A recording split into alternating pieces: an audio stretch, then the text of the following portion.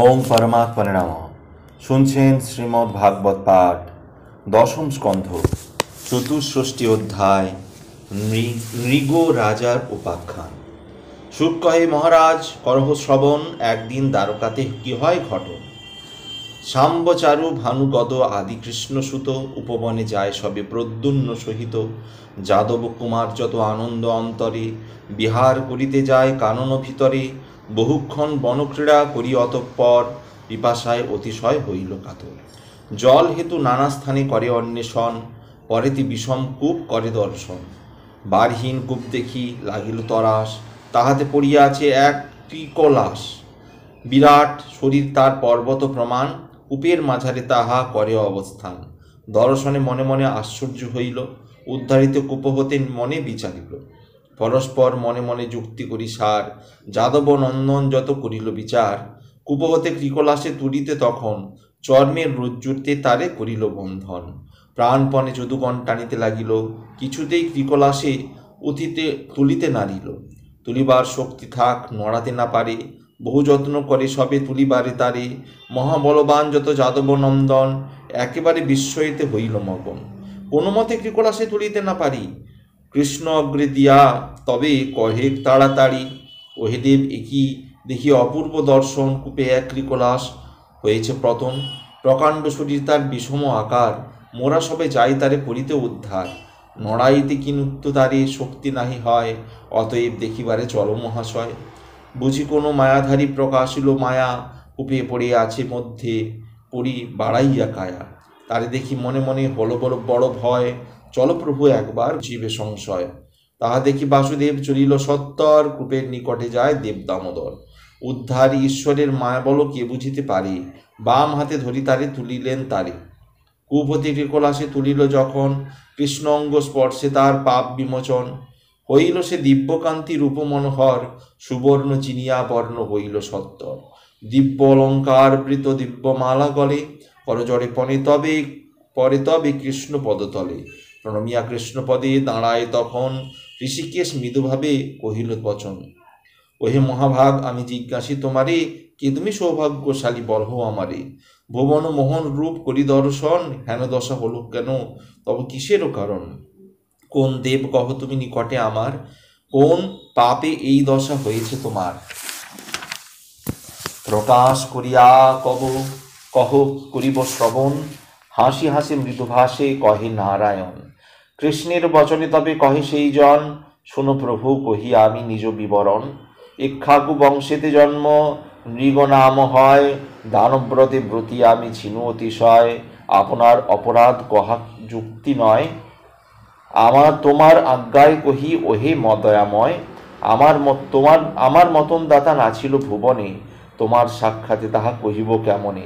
আকাশের তারা যত আছে অগণন, যদ্যপি তাদের সংখ্যা হয় নিরূপণ, আমার দানের সংখ্যা কভু নহে হয়। জলধারা যত দান করিবে নিশ্চয়, কি কব দানের কথা তোমারও গোচরে। দুগ্ধপতি যত গাভী প্রফুল্ল অন্তরে, করিয়াছি অকাতারে দান সবাকারে। বিবিধ রজতমণি স্বর্ণ অলঙ্কারে, তিলকাদি মণিচুরি অনেক রতনে। দ্বিজগণে করিদান আনন্দিত মনে, অকাতরে করিদান যেই যাহা চায়। আমার দুর্গতি পরে শুনো যদুরায়, একদিন এক বিপ্র আসে মম স্থান। তার ইচ্ছা মতো তার ধেনু করিদান, গাভী লয়ে বিপ্রবর গৃহেতে চলিল। বিপ্র গৃহ হতে ধেনু পলাইয়া আসিল, পলাইয়া মম গৃহে করে আগমন। সেই ধেনু পালে মিশিল তখন, কিছুই না জানি আমি তাহারও সন্ধান। সেই ধেনু অন্য বিপ্রে করিলাম দান, ধেনু লয়ে দ্বিজবর গৃহে চলে যায়। পূর্ব দ্বিজ পথমাঝে দেখিবারে পায়, গাভীরি দ্বিজবর জিজ্ঞাসে তাহারে, কোথায় পাইলে গাভী করহ তা কহ তা আমারে। তাহা শুনি দ্বিজবর কহিল তখন, নৃগরাজ দিল ধেনু শুনো বিবরণ। আমারে করিল দান লয়ে যাই ঘর, তাহা শুনি পূর্ব দ্বিজ সক্রোধ অন্তর। ক্রোধ বরে দ্বিজভরে কহিল তখন, মোর গাভী দান করে মিথ্যায় বচন। মোর গাভী অন্যে দিতে সাধ্য কি রাজার, কল্ল মরে দিল গাভী সাক্ষাতে সবার। পাল হতে ধেনু মোর পলাইয়া যায়, মোর ধেনু দেহ মোরে কহিনু তোমায়। ক্রোধিত হইয়া দ্বিজ কহিল তখন, কেন বৃথা কহ তুমি মিথ্যায় বচন। আমারে করিল দান হরিষ অন্তরে, পথ ছাড় ধেনু লয়ে যাই আমি ঘরে, আমার এ গাভী হয় ওহিনু কৃষ্ণয়।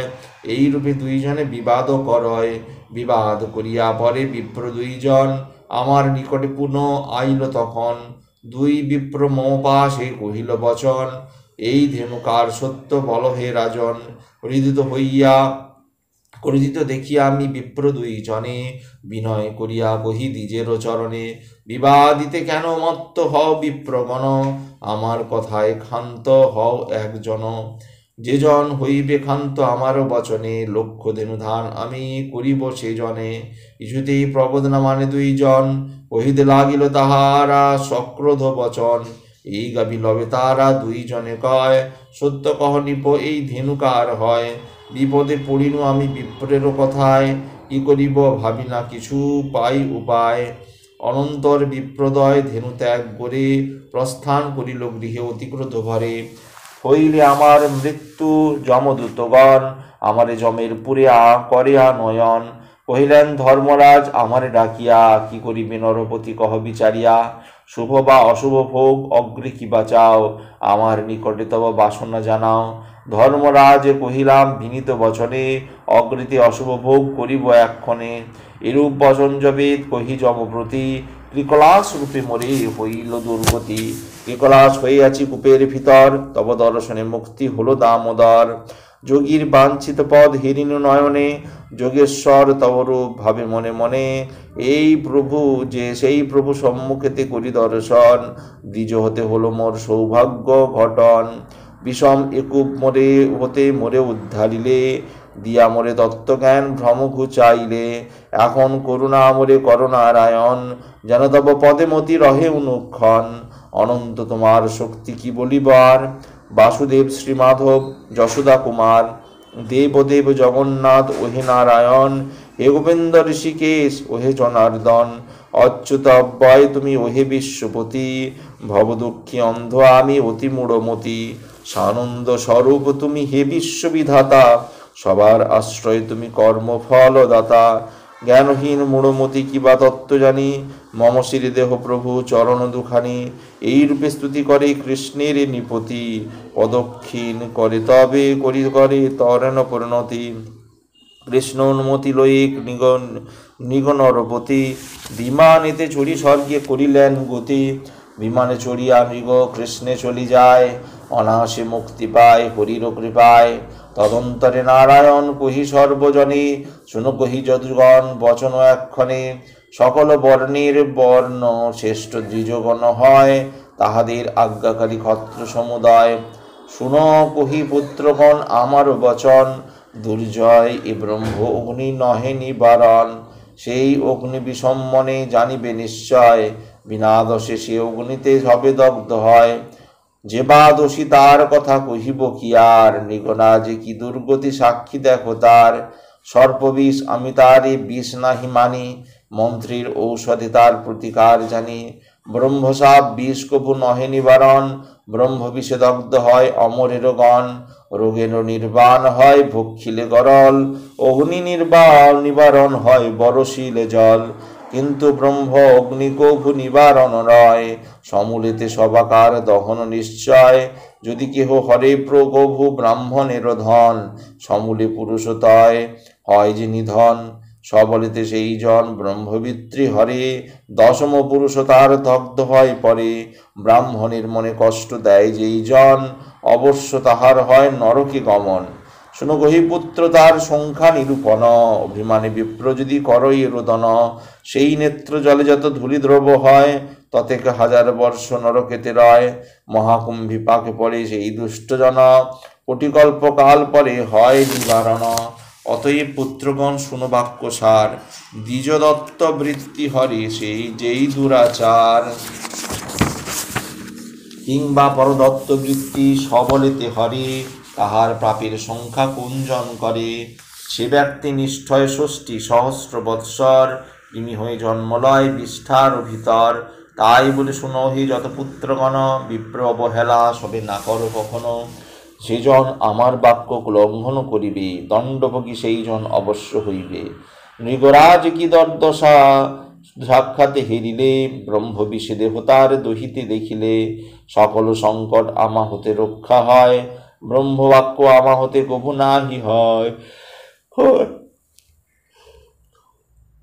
সুবোধ রুচিল গীত মৃগ বিবরণ, দেখালেন ধর্মপদ দেবজনার্দন, ইতি নিগ রাজার উপাখ্যান। পঞ্চষষ্ঠী অধ্যায় বলরামের বৃন্দাবন দর্শন ও যমুনা আকর্ষণ। শুক কহে শুনো রাজা কথা পুরাতন, শ্রবণে কলুষ যত হয় বিমোচন। রাম ও কৃষ্ণ দুই ভাই দ্বারকা ভবনে, মানব আকারে ক্রীড়া করে অনুক্ষণে। একদিন বলদেব বৃন্দাবন বনে, গমন করিল দেব রথ আরোহণে। বৃন্দাবনে আসি দেব উপনীত হয়, সবে বলরামে হেরি মানিল নিশ্চয়।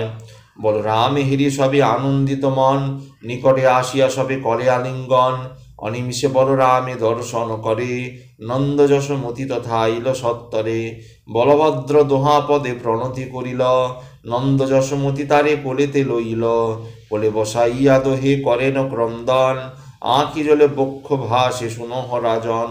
গদ গদ স্বরে কথা হলধর বলে, বহ বাপ কৃষ্ণ মোর আছে তো কুশলে। কি রূপে আছয়ে কৃষ্ণ মোদের ছাড়িয়া, কুতূহলে আছে কিসে জ্যোতি জ্ঞাতি জনে নিয়া। এই রূপ পর পরস্পর কহে বাক্য কত, পরে তথা আইলেন গোপগণ যত। সকলে সম্ভাষী রাম আনন্দ হৃদয়, শ্রীদামাদি সখা যত আসে সমুদয়। সখাগণ লয়ে পরে আনন্দ অন্তর, কহিলেন নানা কথা কহিতে বিস্তর। বিহরে আনন্দে তথা লয়ে সখাগণ কহিতে, যতেক কথা না যায় বর্ণন। ক্ষণেক বসিয়া পরে বিশ্রাম লোভিল, বৃন্দাবনবাসী গোপ সকলে আইল। সবাকারে সমাদরে করে সম্ভাষণ, বলরাম প্রেমে পূর্ণ করে জিজ্ঞাসন।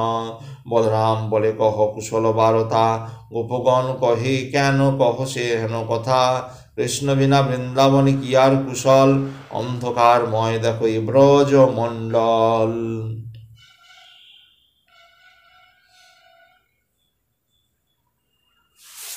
কহ মহাশয় শুনি কৃষ্ণেরও কাহিনী, কিরূপে আছেন তথা জনার্দন তিনি। কিরূপে আছেন হরি লয়ে পরিজন, কলবল কহ বলভদ্র শুনি সেই বিবরণ। কৃষ্ণ হস্তে কংসকুল হইল নিধন, কংস মারি গেল হরি তারকা পবন। তবু না এই বৃন্দাবনে এলো পুনর্বার, নিবাস করিল সেই সাগরের পার। আমাদের বুঝি কৃষ্ণ হল বিস্মরণ, এই রূপ জিজ্ঞাসয়ে যত গোপগণ। হেন কালে ব্রজনারী আইল সবাই, বলভদ্র হেরি সবে আনন্দিত তাই। হাস্যাননে বলদেবে জিজ্ঞাসে তখন, কহ বলদেব কৃষ্ণ আছেন কেমন। তা মাতা পিতা বন্ধুগণ আছে বা কেমন, আমা সবাকার কথা করে কি স্মরণ। আমাদের ছাড়ি কৃষ্ণ গেল মথুরায়, আর কি এখন কৃষ্ণ আসিবে হেথায়। কহ বলভদ্র শুনি স্বরূপ বচন, আর কি আসিবে হরি সেই বৃন্দাবন।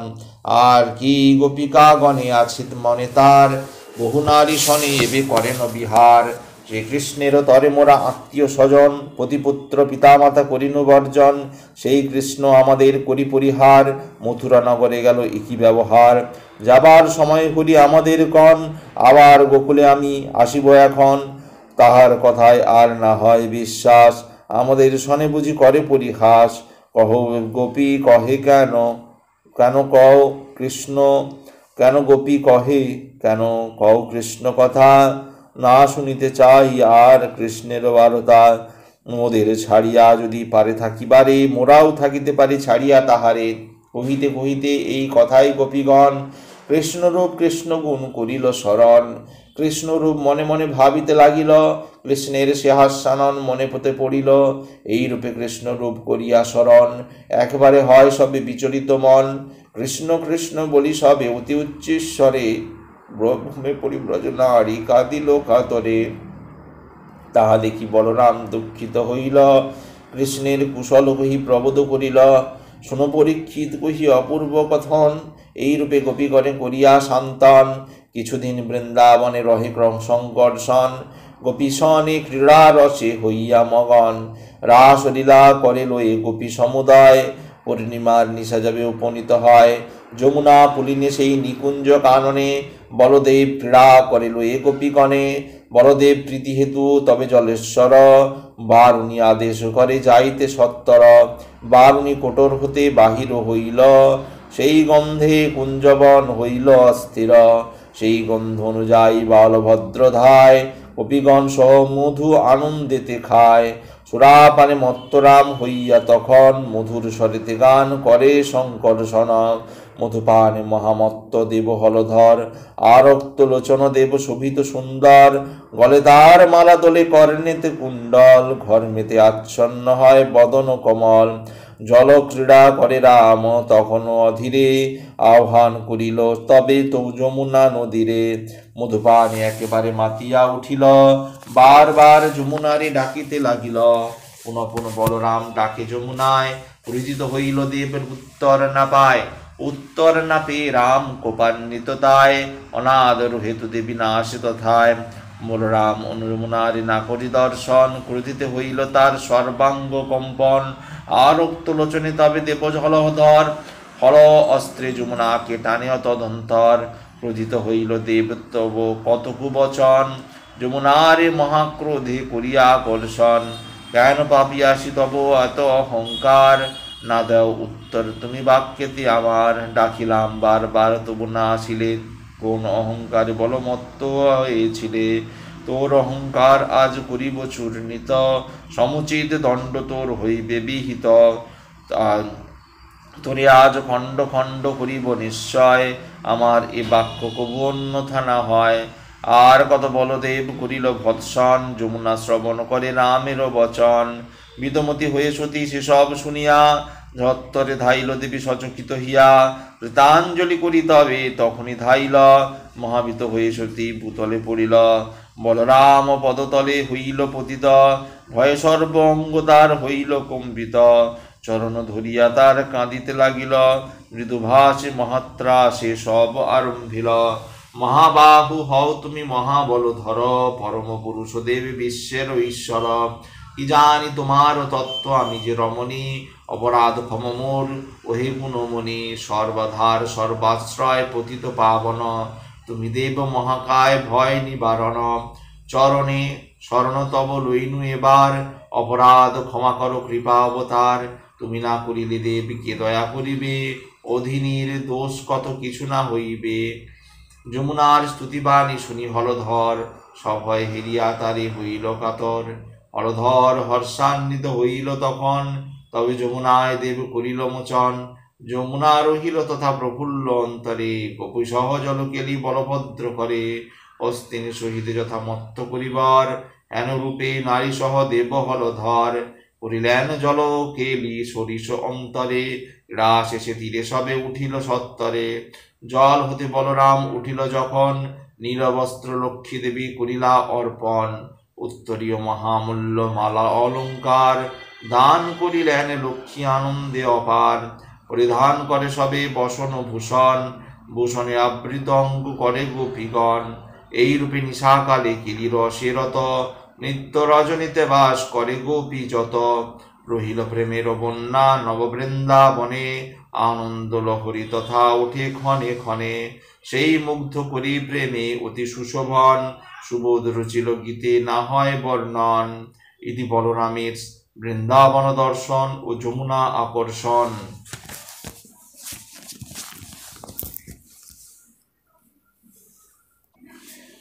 আজ এই পর্যন্তই। আগামী পর্বে 61 অধ্যায়ে পৌণ্ড্রক কাশীরাজ ও সুদক্ষিণ পদ। ভালো লাগলে অবশ্যই চ্যানেলটি সাবস্ক্রাইব করবেন ও পাশে থাকা বেল আইকন অবশ্যই ক্লিক করবেন। ওম পরমাত্মনে নমঃ।